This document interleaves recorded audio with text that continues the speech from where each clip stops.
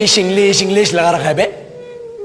4 साल का था मैं जब मेरे पापा जबलपुर में किसी हलवाई के यहां काम करते थे।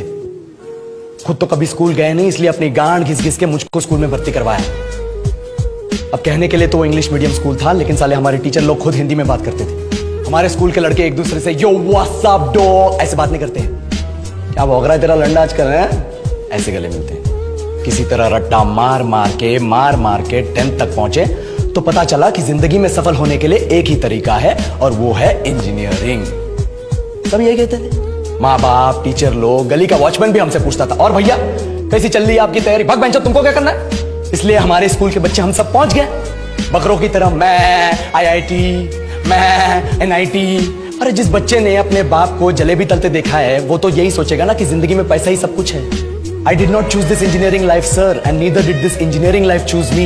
It was shoved down my throat by my teachers while my hands were tied to my back by my friends and my parents watched in silence. और इंग्लिश सुनेगा तो मादरचोद तो सुन।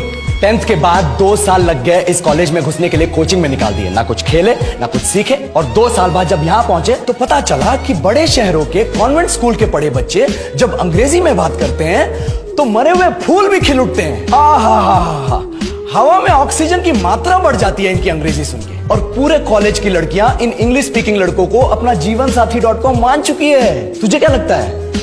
मुझे कभी लगा नहीं कि मैं अपनी अंग्रेजी पे काम करूं, अपने पर्सनालिटी पे काम करूं। बहुत लगा। ये चूतिया इंडस वैली सिविलाइजेशन का जो एजुकेशन सिस्टम बिठा के रखे हो, जिसमें हर साल में 10 सब्जेक्ट, हर सब्जेक्ट में theory, practical, viva, lab work, external, internal, majors, minors, assignment, project, thesis, गांड मार के रख लिया हमारी।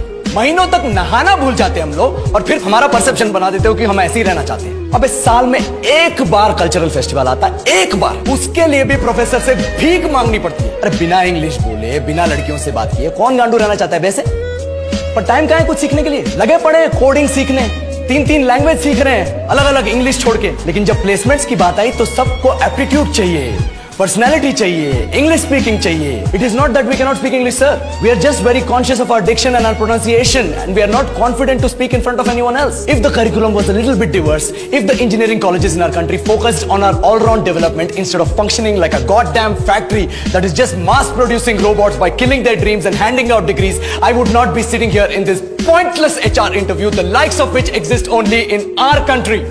ये लो सर, बोल दिया मैंने 4 और लाइन अंग्रेजी में। अब बताइए, क्या मैं आपके मल्टीनेशनल कंपनी के लायक हूं? Do I have the potential to be a slave of your esteemed organization?